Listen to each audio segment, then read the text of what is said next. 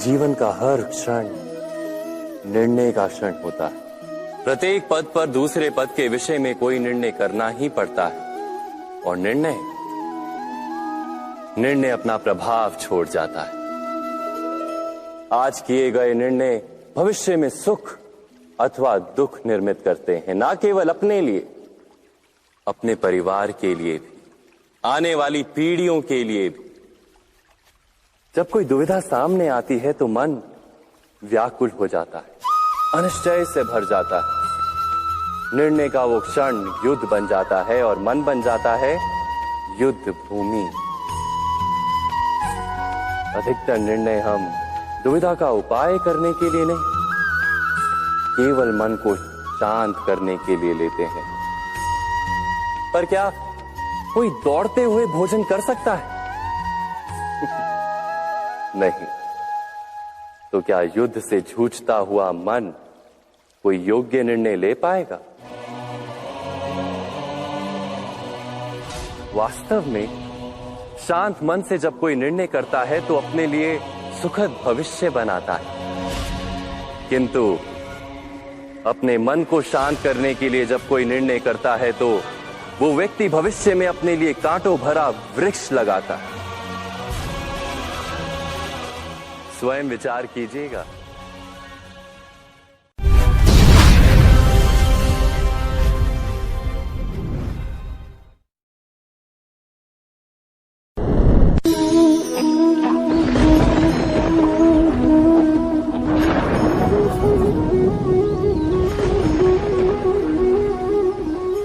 सपनों और पूर्वाभासों के आधार पर हम भविष्य के सुख दुख की कल्पना करते हैं।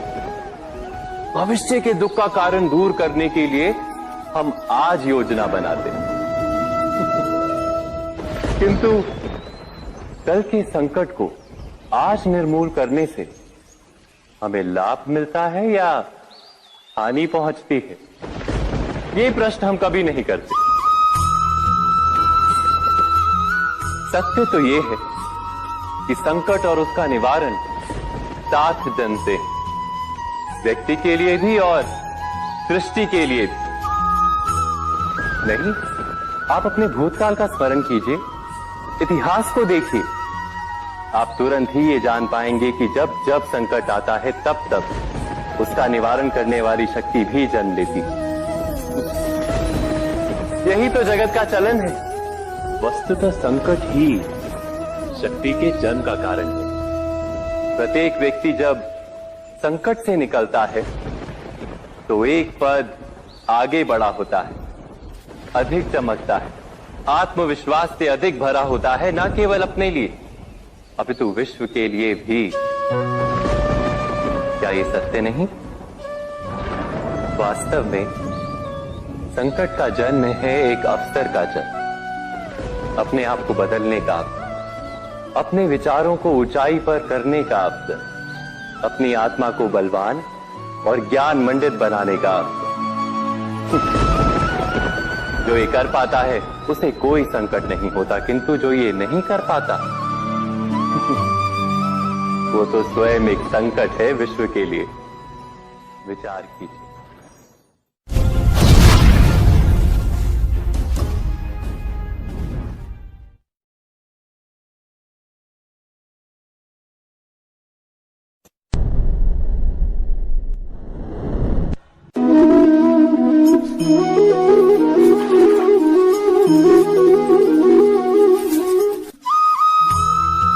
जीवन में आने वाले संघर्षों के लिए जब मनुष्य स्वयं को योग्य नहीं मानता, जब उसे अपने ही बल पर विश्वास नहीं रहता, तब वो सद्गुणों को त्याग कर दुर्गुणों को अपनाता है।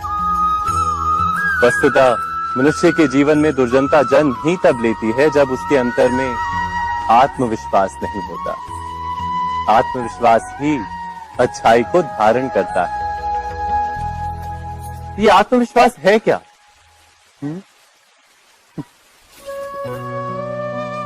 जब मनुष्य ये मानता है कि जीवन का संघर्ष उसे दुर्बल बनाता है, तो उसे अपने ऊपर विश्वास नहीं रहता। वो संघर्ष के पार जाने के बदले संघर्ष से छूटने के उपाय ढूंढने लगता है। किंतु जब वो ये समझता है कि ये संघर्ष उसे अधिक शक्तिशाली बनाते हैं, ठीक जैसे व्यायाम करने से देह की शक्ति बढ़ती, तो प्रत्येक संघर्ष के साथ उसका उत्साह बढ़ता है। अर्थात आत्मविश्वास और कुछ भी नहीं, मन की स्थिति, जीवन को देखने का दृष्टिकोण मात्र है। और जीवन का दृष्टिकोण तो मनुष्य के अपने वश में होता है। स्वयं विचार कीजिए।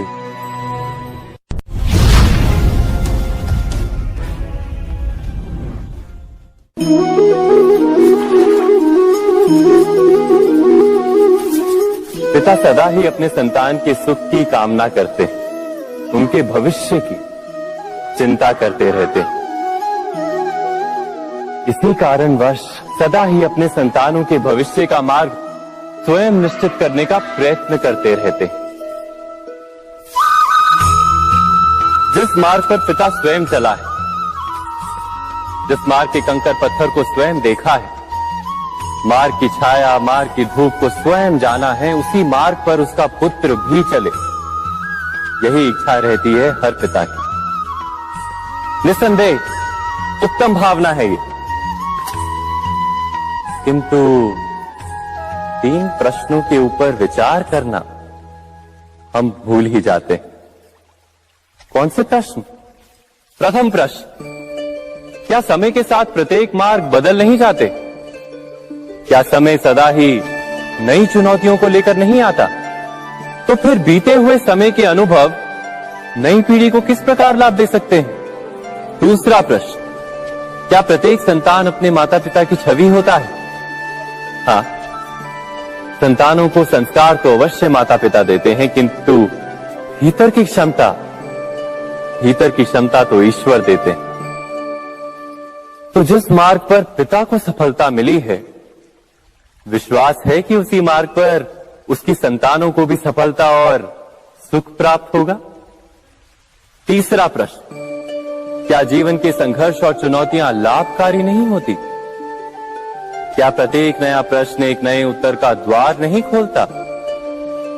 तो फिर संतानों को नए नए प्रश्नों, संघर्षों और चुनौतियों से दूर रखना, ये उनके लिए लाभ करना कहलाएगा या हानि पहुंचाना? अर्थात जिस प्रकार संतान के भविष्य का निर्माण करने के बदले उसके चरित्र का निर्माण करना श्रेष्ठ है, वैसे संतानों के जीवन का मार्ग निश्चित करने के बदले उन्हें नए संघर्षों के साथ जूझने के लिए मनोबल व ज्ञान देना अधिक लाभदायक नहीं होगा? स्वयं विचार कीजिए।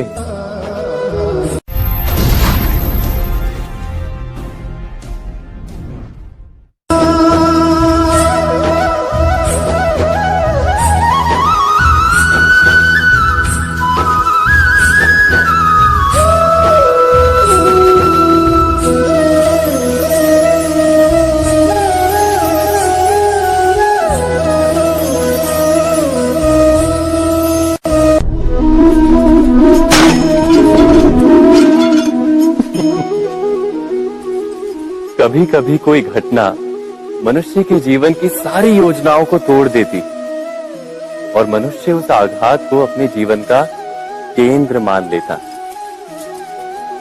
पर क्या भविष्य मनुष्य की योजनाओं के आधार पर निर्मित होते हैं? नहीं। जिस प्रकार किसी ऊंचे पर्वत पर सर्वप्रथम चढ़ने वाला उस पर्वत की तलाई में बैठकर जो योजना बनाता है, क्या वही योजना उसे उस पर्वत की चोटी तक पहुंचाती है? नहीं। वास्तव में वो जैसे जैसे ऊपर चढ़ता है, वैसे वैसे उसे नई नई चुनौतियां, नई नई विडंबनाएं, नए नए अवरोध मिलते हैं। प्रत्येक पद पर वो अपने अगले पद का निर्णय करता है। प्रत्येक पद पर उसे अपनी योजनाओं को बदलना पड़ता है। कहीं पुरानी योजना उसे खाई में ना ढकेल दे। वो पर्वत को अपने योग्य नहीं बना पाता, केवल स्वयं को पर्वत के योग्य बना सकता है। क्या जीवन के साथ भी ऐसा ही नहीं? जब मनुष्य जीवन में किसी एक चुनौती को, एक अवरोध को अपने जीवन का केंद्र मान लेता है, अपने जीवन की गति को ही रोक देता है तो वो अपने जीवन में सफल नहीं बन पाता और ना ही सुख और शांति प्राप्त कर पाता। अर्थात जीवन को अपने योग्य बनाने के बदले स्वयं अपने को जीवन के योग्य बनाना ही सफलता और सुख का एकमात्र मार्ग नहीं। स्वयं विचार कीजिए।